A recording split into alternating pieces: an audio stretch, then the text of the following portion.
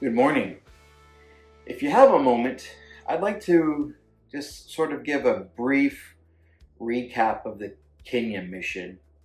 Now, there will be a production video, coming with videos and images, things of that nature, but I have hours and hours to go through, sort of parse things out and decide, what is important and what is not.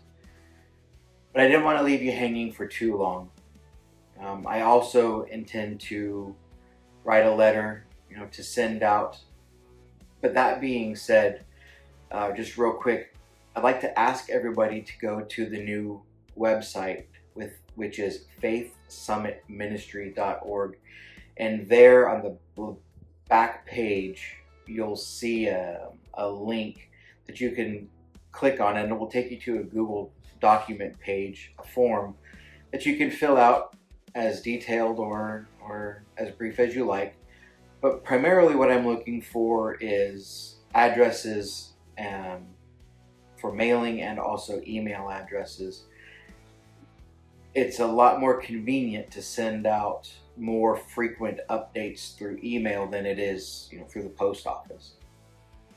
But anyway, back to the Kenya thing. It was monumental. I don't know how really to describe it other than to say that it was not only life-changing for the people that we were ministering to, but to me specifically. I know that it has allowed me to, much like the mission to Malawi, to see things in a different way. This now being the second time to Africa, I realize what sort of predispositions and presuppositions I have living the life of an American. I see that they are hungry for things, for the Word of God, for relationship, hungry for the things that we as Americans throw away. Just so cavalier. I really, words escape me. Our first day there, we arrived basically at midnight, and we were received by one of the bishop's sons, one of the bishops there in Nairobi. The following day was really a rest day for us, which was absolutely necessary. Jet lag, arriving late. But that first night, we were invited to the bishop's house, Bishop Kamani. We had dinner with he and his family, and we learned a little bit about him and his ministry, what the country as a whole, what their needs and concerns were. Then the following day, we were invited to, I guess you would call it a conference. Many speakers from around the region, and our leader, Ronnie Freeman, spoke twice with an altar call. That was day one. And then we moved from Nairobi, the capital city, to a village outside of Nakuru. And I learned that this village was one of many named Campi Yamoto, which basically is translated to fire camp. Although everybody I spoke to, they didn't know why they called it that. But while there, I'm sorry, I should back up. The Sunday that we left, in the morning, we did split up. Hannah, you'll see her in the video. She and I went to Bishop Kamani's church, and then Ronnie, he went back to the church where we had been the previous day for the conference. Then after that, we loaded up and headed down to Campi Yamoto, where we stayed with the most wonderful people I've ever met. They opened their home to us. They prepared our meals, and them and their employees did everything. It can't thank them enough for their hospitality. They never said no. There was always more than enough, no matter what. But while we were there in Camp Yamoto, the first 3 days we participated in a conference primarily for leadership to train, equip, and empower leaders for them to go back to their congregations and empower their people. That lasted for 3 days.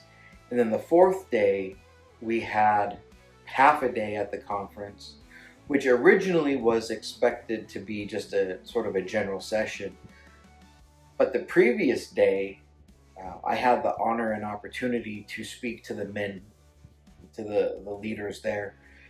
And that session went so well that they asked, instead of having the general conference, that they again split up into these subgroups, which worked out very well because as productive as the meeting I had with the men was, those meeting with the women leaders and with the youth, they had equal success. So it was very organic that we changed our plans from a general session to splitting up again.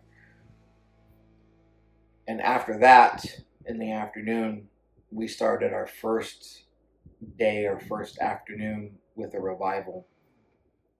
Now, it threatened rain. We had rain off and on the whole time we were there in Kenya. But the first night, there was a threat of rain. A lot of people didn't show up. Still a fairly decent sized crowd, but not as much as we were expecting, I think it's safe to say. But nonetheless, we had many who affirmed that they had given their life to Jesus. We had Bibles to pass out. Thank you to those of you that donated Bibles. They were very much appreciated. So we were able to hand those out. And not only that, but we were able to connect them with local churches so the discipleship would continue, not just sort of gather them and then leave them. So the next night it actually did rain, not a heavy rain. And actually, once we had finished the second night and headed back toward the house where we were staying, we noticed that the rain in the surrounding area was very heavy. Lots of flooding, runoff, large pools had gathered and developed. But there where we were, we got wet, but we were not drenched. And it wasn't so heavy that everyone left. Of course, we had a few leave because of the rain, but such as it was. So the second night was also a success. The third night was even more of a success. The largest crowd. Fortunately, I do have some video from a drone that shows not only the large crowd that had gathered there in this field where we were hosting the revival, but also it was a market day. So you're able to see the large crowd. And that was our goal, was that on the last day, that word would spread through the village of what was happening. It would be a market day. They would hear the sounds, the music, the testimonies, the revival happening, and that it would draw them from the adjacent streets where they were setting up their market, draw them into the field. And it was very productive. So I unfortunately don't know how many people dedicated their life to Christ as a result of the total number of revival days. I do know that we had over 250 Bibles, and we needed more.